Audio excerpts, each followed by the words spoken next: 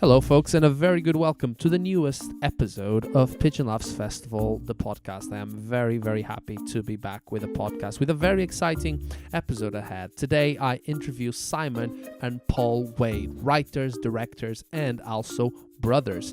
They've got plenty of experience working in TV and in the short film domain, and that's exactly what we focus in this episode. We talk about their award-winning short film, Lost Dog, which won Best of Fest award at Pigeon Loves Festival 2025. Stick around if you want to listen to tips in how to succeed in the short film circuit and also stories about how Simon and Paul created and directed this very fun short film, Lost Dog. Stick around, let's have some fun. Thank you. Phoebe! Phoebe, I've lost my dog. Phoebe! Phoebe, where are you?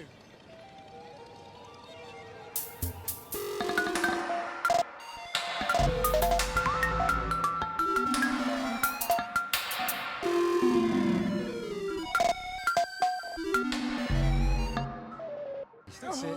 Be brave. Welcome, Simon and Paul Wade. We've got the Wade brothers in the room for the next podcast episode of Pigeon Loves Festival. Has anyone ever called you the Wade brothers? Yeah. Is the goal to eventually, when career does progress, indeed, which it will, to then have the stamp as the Wade brothers, much like the Coen brothers, or I actually don't know what other brothers there are. I mean, we found out a couple of years ago that there are another filmmaking brother partnership called the Wade brothers that might be American. Were they American? Simon? I can't remember. Yeah. I think so. So really, our main goal is to usurp them as the biggest and most powerful filmmaking Wade brothers. That's our main aim. If we could get them off the Google algorithm, that'd be great. Yeah, I also think it's such an American thing. Go for it, Simon. Yeah, I might really to just make some stuff together and then go the Safdie brothers route, and then we can both make competing films in the same year and battle it out to see one much better than the other. Yeah. Yeah. I was gonna say I think it's such an American thing to be like, we are the the Safdie brothers. I think the UK like, oh, we're Paul and Simon. Call us the Paul and Simon Wade, please. I think people like the Duffer brothers, I guess, for Stranger Things as well. Like people seem to like it, don't they? For like a marketing, it's like a marketing thing, isn't it? It's kind of like a shorthand. It's like a way that people. It's a brand, isn't it? It's like branding. Yeah, definitely. My first question is very simple. I want to ask you a short introduction of yourself and touching as well on your background and education of filmmaking. So, Simon, if you don't mind taking the lead on this one. Yeah, sure. I mean, so I guess kind of the story starts when we were kind of young. We've got another brother called Tom as well as kind of a middle brother. He eventually went off and had a kind of a normal, serious job, but we kind of always were just we all did acting and stuff when we were young, and we all kind of made movies and stuff at home and kind of started making our own kind of little narrative short films and kind of bits and pieces. So that was, but I think probably kind of the performing side of things is where it kind of all started, and then we kind of moved into the kind of filmmaking and messing around, making horror films in the woods and all that type of stuff, kind of that traditional route that a lot of people do. And then from there, Paul's a little bit older than me, so he kind of went to university first, not to say that you're old, Paul, and then I went to university to study film production. So that's what I went to University of Westminster and was kind of there for 3 years. And then me and Paul both kind of worked freelance, but worked at the same production company. And when I came out of university, we actually got some kind of a commission or got some funding from the BFI pretty quickly, actually, when I came out of university. And that was kind of the start of us making kind of short films properly together, I suppose. But yeah, kind of went the traditional kind of film school university route and went from there, really. Very good. And Paul? Shall I go in? Yeah. So yeah, like Simon said, I'm a little bit older. But so I went to university and I did drama and theatre. Okay. So still very much with the idea of kind of going into directing and that kind of stuff. But I think when I came out of university, you know, theatre's quite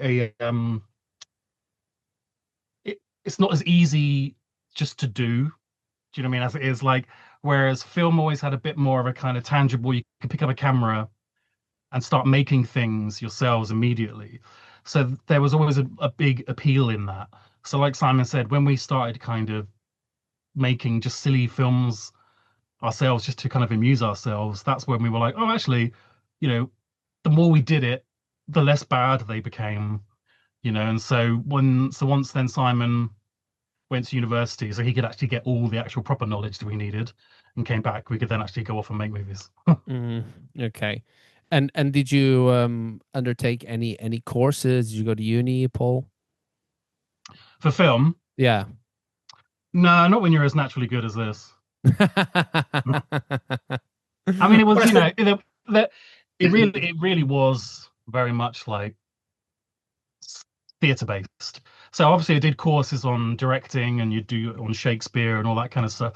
So it all feeds in. It's all still in the same world, but it's obviously a very different way of telling stories.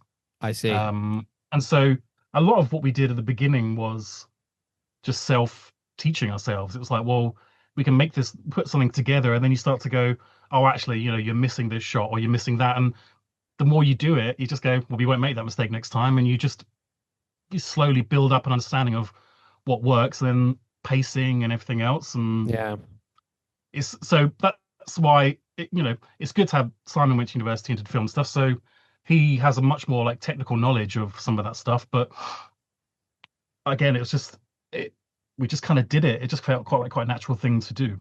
Yeah. So, and even to be honest, like being at university and things like that is fine, and kind of doing a film course. I think my film course was fine, but it was kind of more the sense. It was quite a practical course, and so, like Paul says, you can kind of go to any film school and all the theoretical stuff can be really helpful. It can help build knowledge and references and some kind of technical elements of kind of filmmaking, things like that. But it's a cliche, but you only are learning from doing. You kind of eventually you have to do, and that's, I think although Paul didn't go to film school, he still worked at a production company, was still kind of making stuff. And even though whether they're corporate or commercials, whatever they might be, there's still components of things that you are learning in terms of like how to structure a sequence and how to convey an idea and all these different things. And so you're kind of pulling from all different aspects really to kind of work out what to kind of make the most stuff. And also, again, some of this just sounds like kind of filmmaker cliche stuff, but we did have parents who loved films and we went to the cinema a lot and frequently, and were always renting films and watching stuff and consuming so many films. And so it always kind of felt like the natural thing of something that we wanted to do, because it was just always there. It was always a thing that we kind of grew up with, really. Yeah. I mean, to be honest, like the moment you make something, you make a film, you edit it together and watch it. So the moment you've done that, the way you watch films from then on is different. Do you know what I mean? It's like, that's just a really simple, basic thing. But once you've put it together, the next time you watch a film, you're like, oh, okay, I can see now how it's working, how they're pacing, or how they're blocking, or all this kind of stuff. So it's the ultimate cliche, but it's until you go and do it, I don't think you really know how to do it. Absolutely. And I'm also wondering, at what age did you guys sort of thought, I think we gel together nicely, let's just keep doing things as a brother duo? Oh, I don't know, when was A Private Man? 15? Yeah, I suppose. I mean, we kind of did even before university. I think because we all came from a little bit of not an acting background, but all did like acting at high school and stuff. And Paul's the oldest of the three brothers, and so I guess me and Tom saw him doing it, and then there's an element of kind of replicating that, and then but we saw something that we always all enjoyed. So we always enjoyed that performance. I think even from that young age, probably we directed stuff ourselves, with theatre and plays and things like that. So it was always there. And I guess we just kind of, it's having that freedom, like Paul says, to kind of mess around with stuff, and to, particularly at the beginning, very quickly everything becomes quite pressurized because you're suddenly thinking about career and trajectory and all this type of stuff.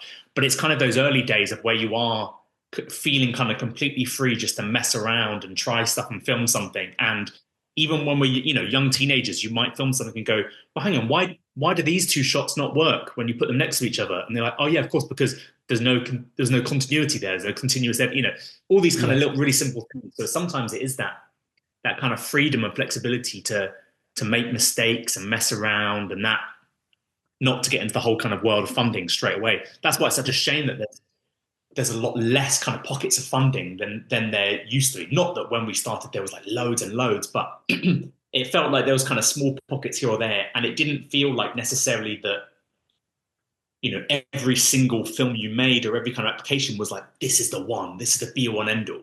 There was a sense that you could kind of do stuff and experiment, and that's probably at film school we probably weren't encouraged to experiment enough, because even at that age you're going, right, I need to come out of film school, I need to get an agent, I need to do this, and I'm going to be directing TV by the time I'm 21, or whatever. When actually that's the time when you want to be doing stuff and going, I just made something, it didn't work, and let's work out why. Like, it's good to make bad films. Obviously no one wants to, but I think it's really helpful. And sometimes it's helpful to watch bad films just as much as it's good films, because then you can look at them and analyze and see why. And definitely. Very good. I think those are very two complete answers. I want to now bridge my way into Lost Dog, the award-winning short film at Pigeon Laughs Festival. I want to say, first of all, I think what stood out, not just for myself and for the rest of the judging panel, was how simple of a premise it was in the beginning. So you could summarize it being a short about a man that's just looking for his dog, but it happens not to be really about that in the end. So my question to you too is, how did you first come up with the idea for the short with such a simple premise, but yet with such a interesting and relevant, I suppose, subtext message behind it? It's interesting, actually. It kind of connects to what me and Paul were both just saying, in that there's an element of this kind of didn't come about maybe in the traditional sense of some of the previous films we'd made, in that we, one of our previous films, A Moral Man, had won like a special film thing at a different festival. And then as part of that award, or the award, the prize or whatever, was a little bit of kind of money for gear hire. So there was kind of enough money for gear hire that we knew for basically a day's rental, like a day's filming of something. So we kind of almost like reverse engineered, and kind of, there's an element of going, okay, we know we have enough for a day.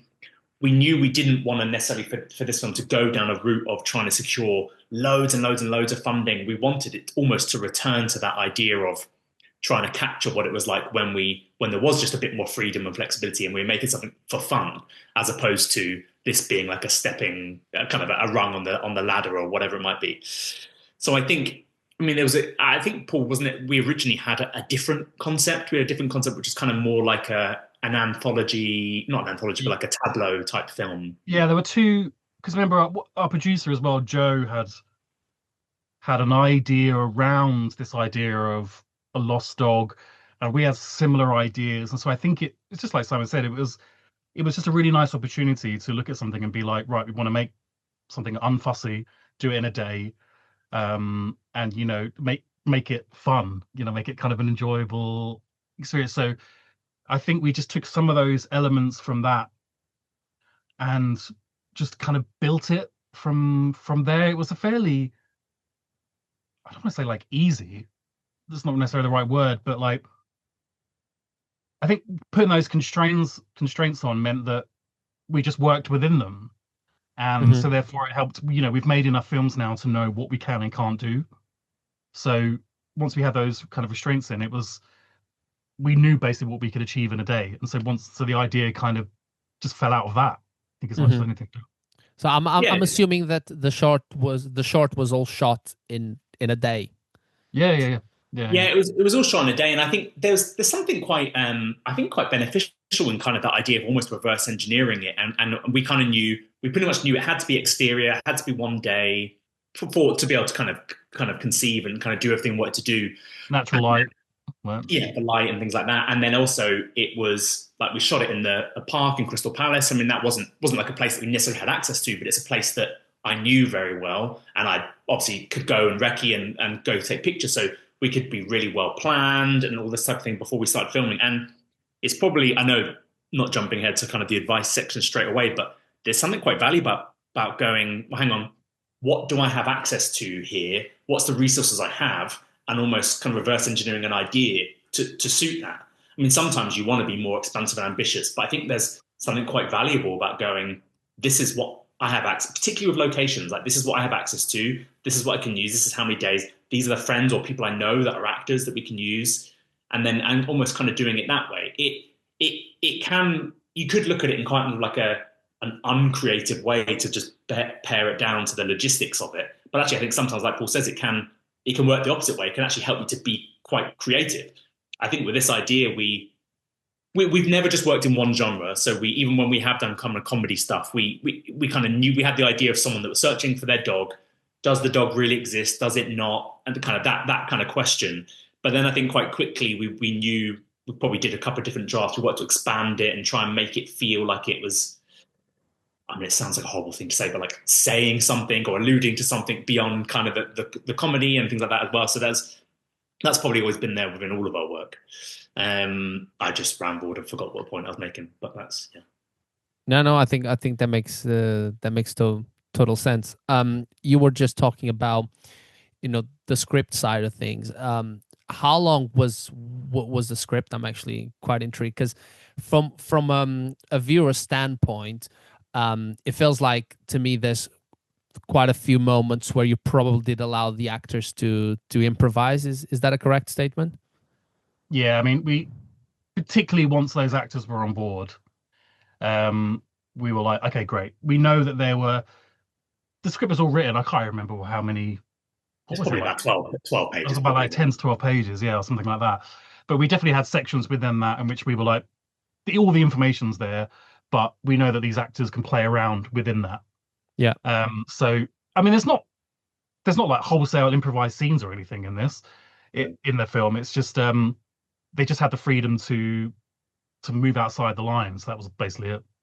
And we knew as well that there was an element of, we were kind of shooting a lot of the scenes almost in kind of single shot tableaus. We're doing a lot of long lens stuff so that there was that flexibility within those sequences, within those scenes, that there could be a bit of improvisation. It could kind of, and we didn't have to be complete word perfect. We weren't necessarily recreating them for coverage. We wanted to keep them nice and tight and to be able to kind of move through them quite quickly. But yeah, like Paul says, there was, I would say like 90% of the film is scripted, but within those scripted sections, there's flexibility and room to kind of play around and try different things. Not really. How much of an importance did you place in the casting side? Because I know Dan Skinner, not personally, but I've seen him perform plenty of times, and obviously I'm aware of his strong improvisational chops as a comic. So I thought even from the moment that I saw him in the short, I thought it was a wise decision from whoever casted him, because he most certainly has that technical ability to improvise and make, and he also he has the look, let's be honest, for that particular theme in the short, I believe. But yeah, how important was to cast someone that was not only strong in the improv side of things, but could also fit the brief of your short? Yeah, I mean, we all directors will have lists of like dream cast that they want to work with. I think it was pretty unanimous between Simon and I once we'd written this, thinking about who we'd like to do it. Dan Skinner was just one of those people that we've admired for a long time, and we just thought had exactly like you said, the right kind of balance of being able to carry it as well. But he's got a very kind of sympathetic nature to him, even in characters like Angelos that are fairly kind of obnoxious characters. There's still like there's a sweetness and there's still like a sensitiveness to them as well. And we knew he could do it all. I mean, he's done amazing dramatic performances as well as like comedic stuff. So, it was just number one on our list. So sometimes you just got to go for it. You just got to go big and then see what happens. And we were just lucky in that he wanted to do it and he was available. Yeah, I mean, I would almost go as far beyond that to say that I think we wrote it for him, essentially. Yeah, I mean, we as we were writing it, we knew we wanted to work with Dan for years across loads of our stuff, and then either didn't line up, or it didn't quite suit his sensibilities, whatever it might be. But we kind of knew, and so sometimes it's quite risky to write something with a certain person in mind because you can get quite locked into that and kind of locked into that idea of like imagining this person. It's hard to separate yourself from that. But Well, we kind of did a little bit, didn't we? yeah, and we definitely did with him, and we kind of knew we wanted him, and we're just really lucky that he wanted to do it, and it kind of lined up schedule wise. But he's great. I mean, for kind of all films, casting is almost, if not the most crucial aspect, and particularly with this, where we knew he's going to be in every single shot. He's kind of really leading you through. We kind of need the audience to want to kind of go on this little journey with him, even with all his eccentricities, and then to kind of have some kind of emotional connection with him throughout as well. And we knew that he could do all of that. And then Justin as well is just such an amazing actor, and we knew there'd be like a really fun contrast between them. Like Justin's the often plays like the sweetest, most innocent characters, and we knew that's something he could bring to this role kind of alongside Dan. I mean, we didn't know that they had years and years ago kind of worked together in the kind of the sketch world back in the day. So as soon as Dan was with us the whole day, Justin for half a day, but as soon as Justin arrived, we were like, oh, we're fine. Like they kind of instantly were getting on, and they were riffing and kind of doing stuff, and they worked really nicely together. So it was great. I mean, it's these again, I feel like we are doing some of these kind of director's cliches, but it makes your job so much easier when you cast two people that kind of nail it and kind of get what you're trying to do so easily. Yeah. My last question regarding Lost Dog is, what was the biggest obstacle you had to overcome when, either shooting, directing, or editing the short? What would you say was the biggest obstacle that you had to overcome? Well, probably two for me. The most obvious one was the weather on the day. So obviously we had a day to film, and it pissed down for like quite a couple of hours of the day, in which we couldn't really do a lot. And it was at that point it's kind of in danger of derailing the whole thing. And then you have to kind of decide whether you want to readjust and it be a rainy film. But then, you haven't necessarily got everything available to you to be able to facilitate that. So that was just a struggle on the day. Although actually in the end it kind of works. It looks like more time has passed with him in the part, because it is damper sometimes and not others. So that's the kind of thing you can't plan for. I think the other thing for me was probably like the score. Like we spent quite a long time on the score, and we've worked with the same composer on all of our films, James Mabbott, who's amazing. But the music was so important for defining the tone of the film, and it was, I think maybe this one and more than our other ones, some things we tried. As soon as you put the music on there, it really kind of changed how you viewed it and all this kind of stuff. So I think that just took a little bit of time for us to get the right kind of vibe for that. Obviously we got there in the end, but it's just, sometimes you can have something very clear in your mind, but it can just sometimes just take a little bit longer to get there. That's all. Mm-hmm. Yeah, and I suppose just to add to that slightly, I mean, like Paul said, the weather, when you're doing a whole day exterior, I think it was maybe March when we shot it. It was kind of that sort of time. So we kind of knew there's an element of it being unpredictable. The weather would be unpredictable. We got lucky in that a good hour of that rain was right over our lunch break, so we weren't hugely interrupting. But some of that is just having to adapt. I mean, we got really beautiful sun for the evening kind of bits when they're in the swings together, which we knew we wanted. So some of that you just get really lucky with what you get, but you're constantly adapting. Like, for example, there was meant to be a ice cream van there that we were going to use for a scene, and the ice cream van never turned up and wasn't there. So then you had to adapt, and we had to kind of restructure that scene slightly. So these are things that are happening as you go. And I think for kind of low budget filmmaking, you're going to have so many instances of that. Yeah. I mean, from a directing point of view, it was interesting in that we had Dan the whole day, but then really the rest of the film was made up of small tableaus, and we had other performers kind of joining us sporadically throughout the day. Kind of, you've got Emily as the jogger, you've got Mikey as the warden at the end, the park warden.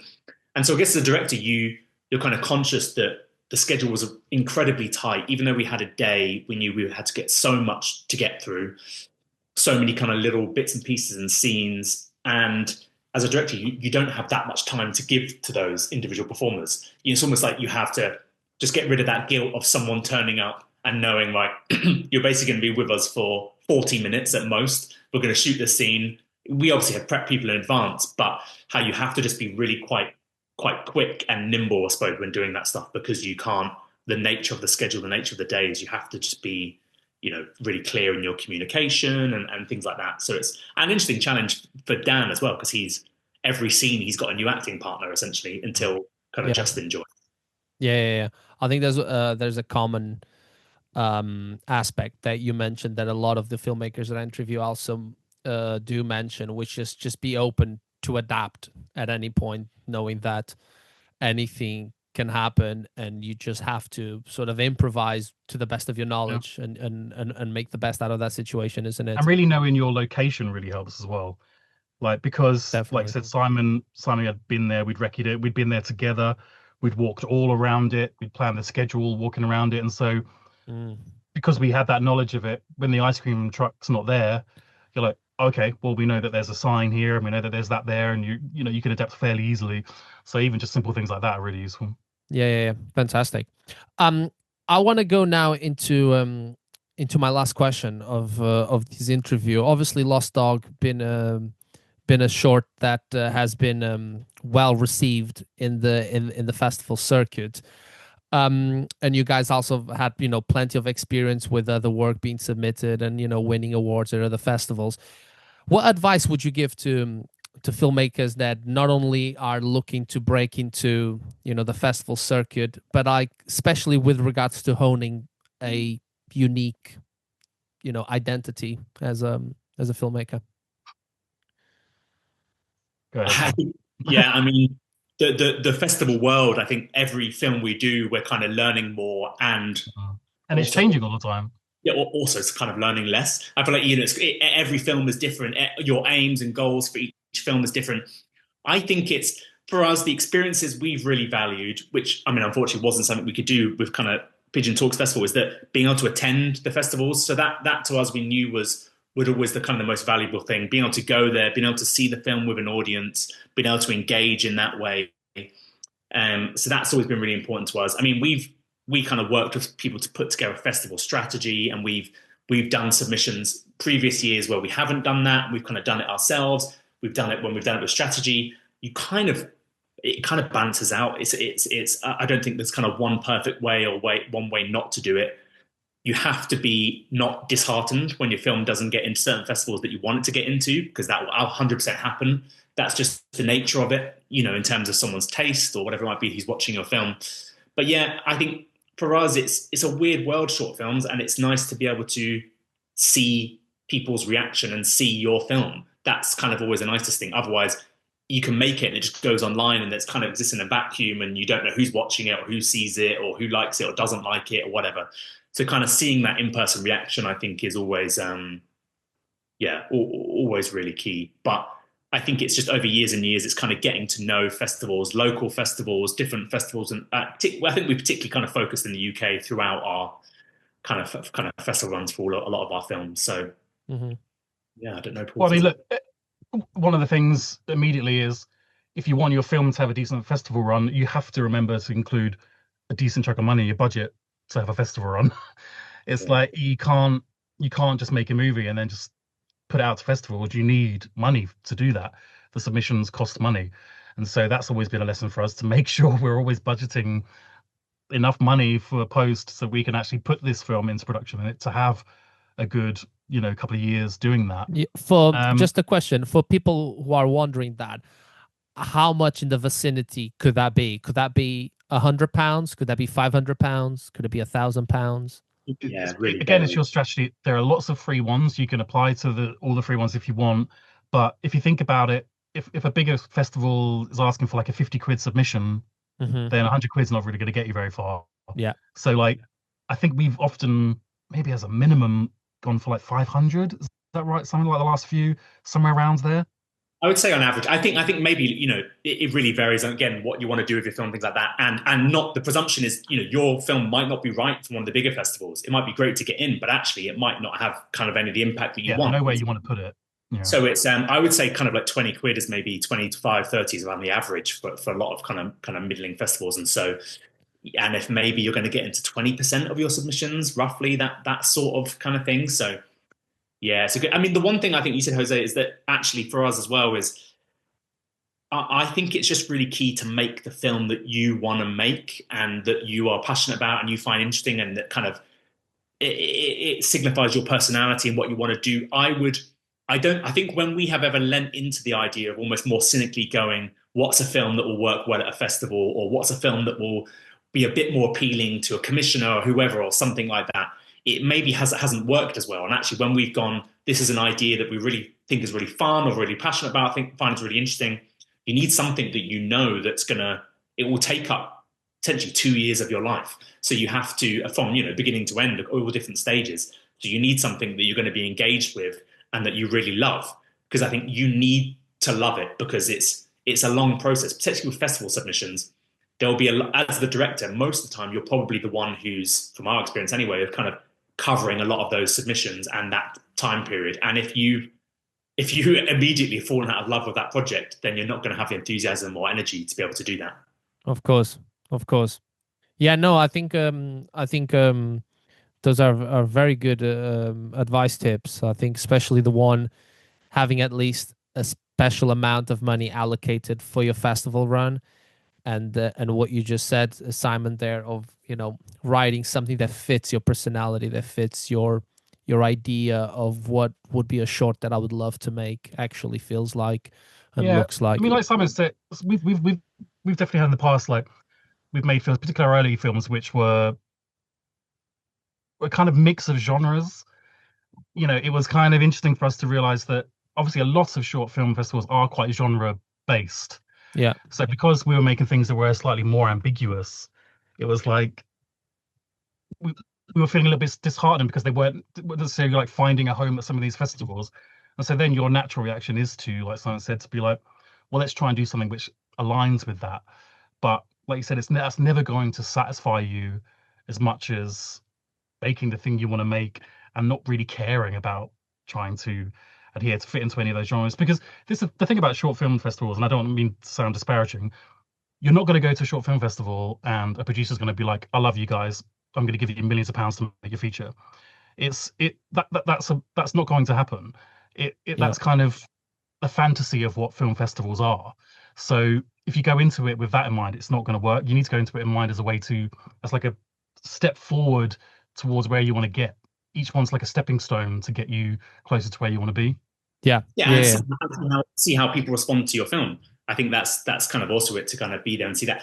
One other thing I'd say is that to collaborate and lean on the advice of other filmmakers. If you see a film that you like at a festival, then you can look at their poster, the laurels they have, see what other festivals that film has played at. Reach out to other directors or producers and just say, I've made a film that's similar to yours. It's a 10-minute comedy or whatever. Just let's have an idea of which festivals have you enjoyed, which have been helpful. I think some of that collaboration between filmmakers as well, because not everyone has the budget to reach out to people to put together strategy packages for you. They are expensive. And so I think actually kind of some of that collaboration between filmmakers is helpful, and not seeing it as it's a secret that you're hiding away because we want to keep this to ourselves, but kind of sharing that with other filmmakers, really. Fantastic. Yeah, no. Yeah, definitely agree. Some very good advice there. Simon and Paul, I believe this is all I had prepared for the interview. I wish you guys obviously all the best in your next filmmaking adventures, and thank you very much for taking the time to do this interview. Thank you. Yeah, thank you for having us, and thank you for screening Lost Dog. No, my pleasure. It was great. Yeah, it's still to this day one of my favorite shorts that I saw. Ever. Yeah, ever, right. Ever that's ever existed in the Put face. that in the Instagram bit. Cut that for the Instagram bit. Because that Lost Dog is the world's greatest best short film that's ever and will ever be made. There will not be a thing that will ever thank you top Thank you. and cut. Thanks, guys. Appreciate it.